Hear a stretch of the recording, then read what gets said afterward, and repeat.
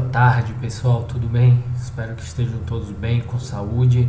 Sejam todos muito bem-vindos a mais uma videoaula da disciplina de Programação Orientada a Objetos.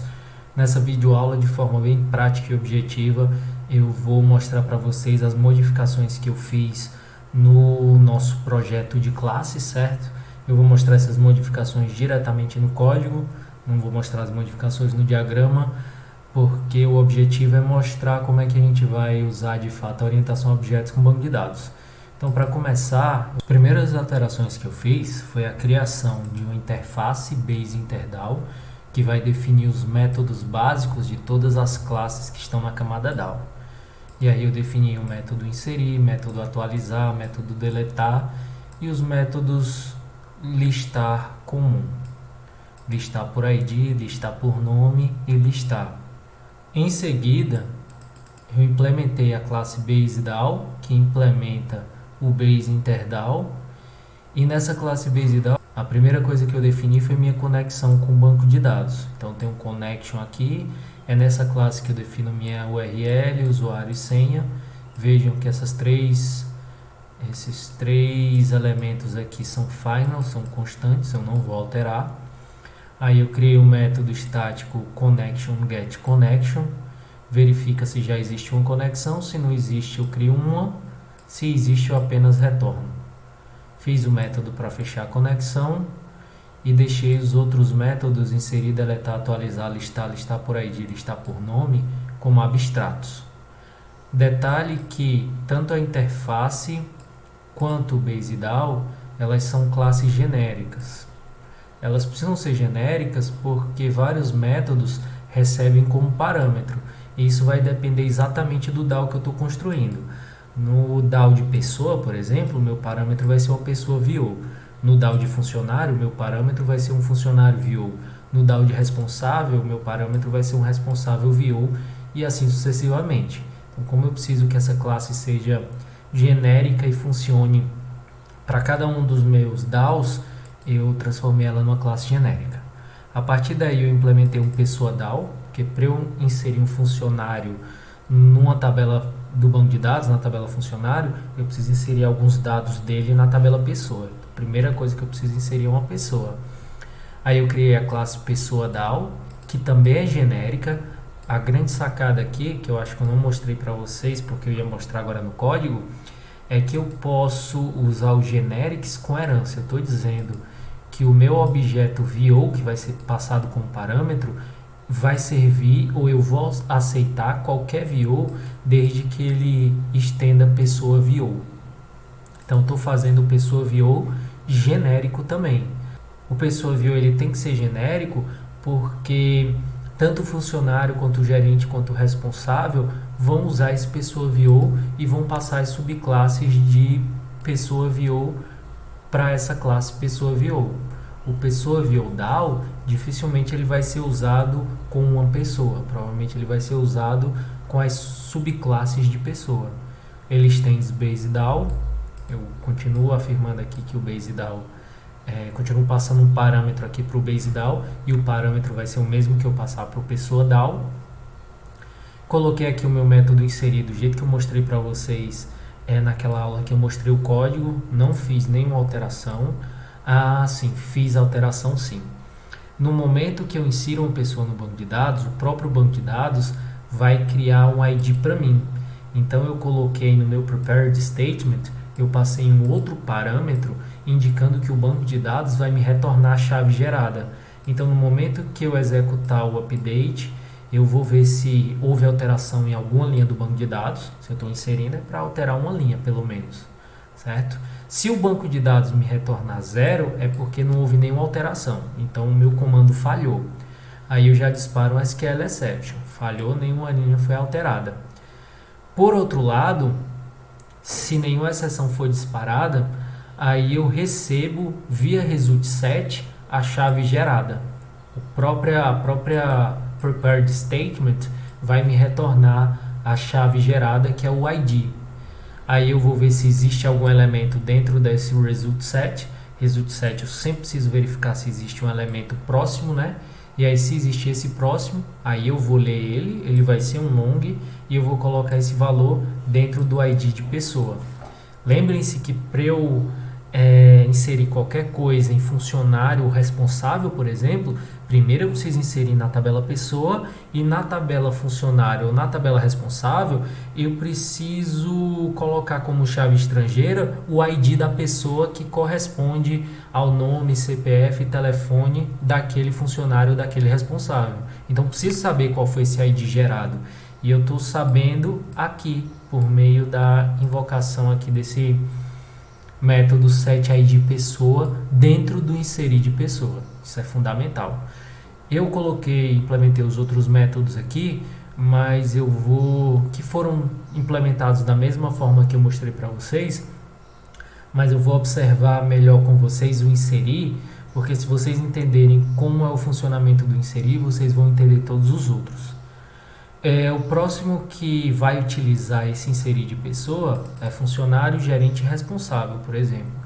Então, quando eu pedir para inserir um funcionário extends pessoa, eu estou passando o parâmetro aqui para a pessoa e o parâmetro que eu vou passar é um funcionário VO, porque quando eu pedir para inserir em pessoa, eu não vou passar uma pessoa, eu vou passar um funcionário, um completo funcionário. E aí, portanto, na hora de inserir, o primeiro método que eu chamo é o inserir da minha superclasse, é inserir de pessoa DAO.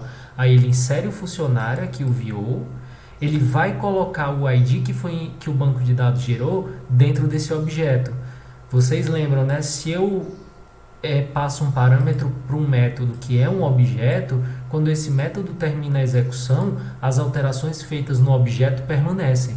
Então o setID que a superclasse está colocando aqui em VO continua valendo aqui nesse escopo. E eu vou usar para colocar aqui o ID da pessoa, que é a chave estrangeira de funcionário para pessoa. Um funcionário ele só tem salário, chave estrangeira ID pessoa, chave estrangeira ID projeto e data de admissão. E aí eu saio colocando cada uma dessas coisas aqui. Eu também fiz uma pequena alteração no funcionário VO. Eu coloquei um ID projeto nele. Dentro de projeto eu vou ter um funcionário completo e dentro de funcionário eu vou ter um ID do projeto. Eu fiz essa relação nos dois lados para facilitar a minha vida. Mas vejam que no funcionário, para economizar espaço, eu só coloquei o ID. Eu não coloquei um objeto projeto, porque eu não vou precisar manipular o objeto projeto dentro de funcionário. Agora, dentro de projeto, sim, eu vou precisar manipular objetos funcionário.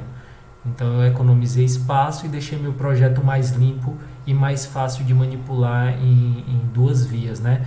Se eu não tivesse colocado o ID do projeto, eu teria que passar um objeto projeto aqui, aí eu ia acessar o objeto projeto dentro do meu VO funcionário para depois pegar o ID dele.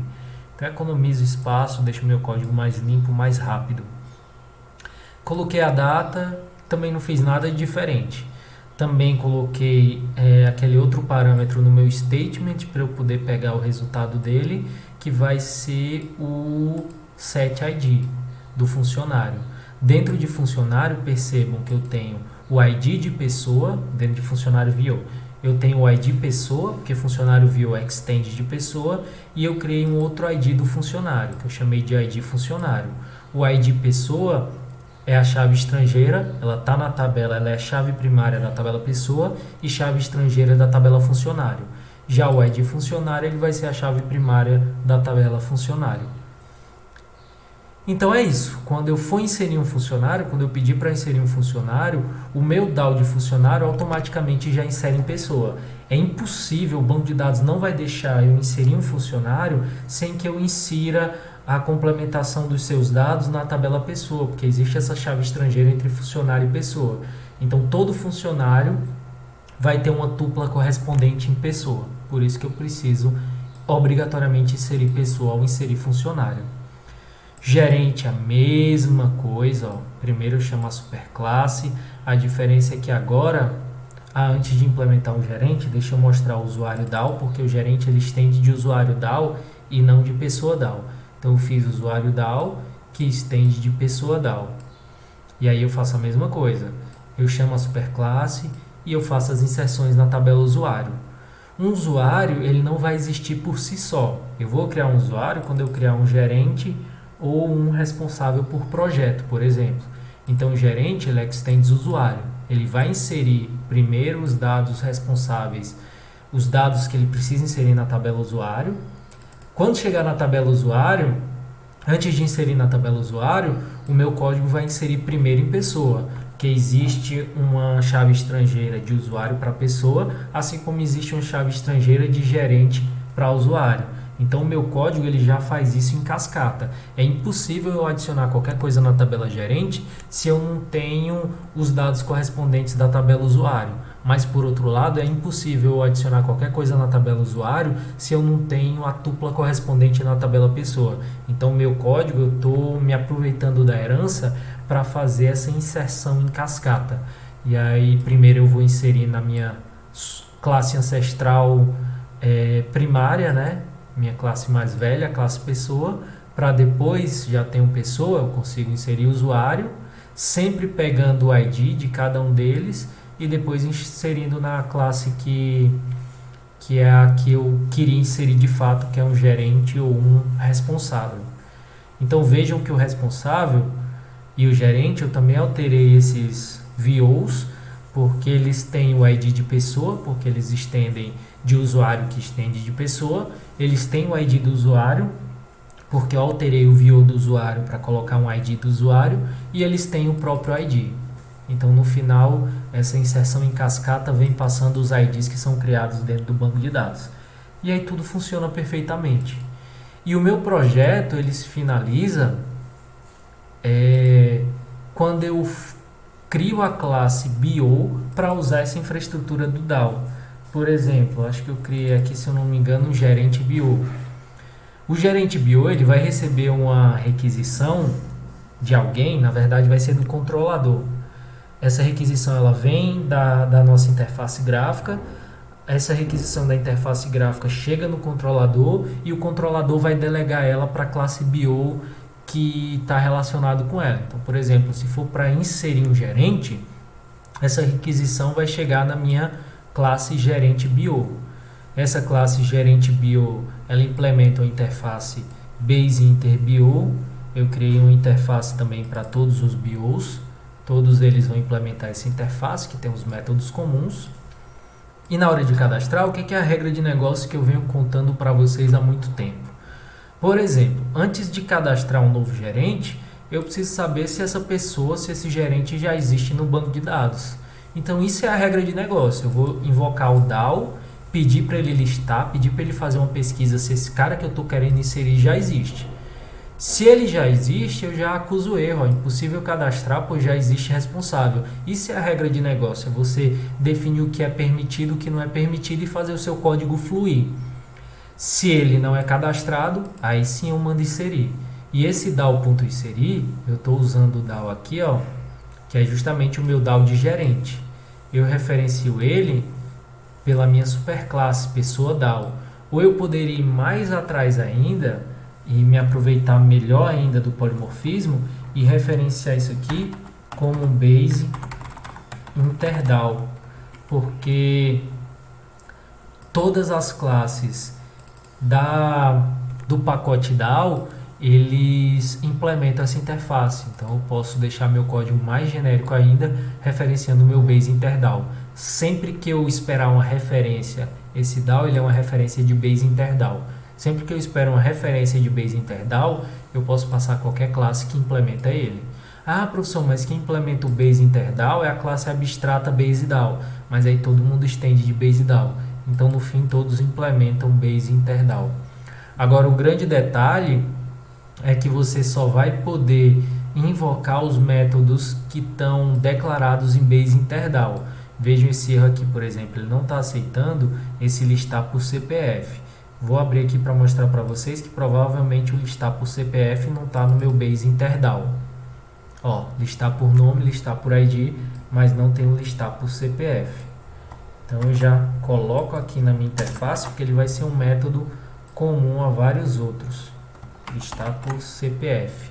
E agora que eu fiz essa alteração, eu vou precisar alterar isso daqui só porque esse método, observem, ele dispara uma exceção, então ele precisa ficar dentro do try catch. Eu já vou jogar ele aqui para dentro do meu try. E agora sim eu tenho meu código perfeito, me aproveitando do polimorfismo. E aqui eu fiz um método da classe BO que vai ser invocado pela classe correspondente no controller. Vejam que essa é a infraestrutura que eu quero que vocês criem. Meu conselho nesse momento é que vocês corram para fazer logo essas classes DAO, se apoiando nessa... Eu estou dando uma colher de chá para vocês, eu estou mostrando uma infraestrutura aqui do sucesso.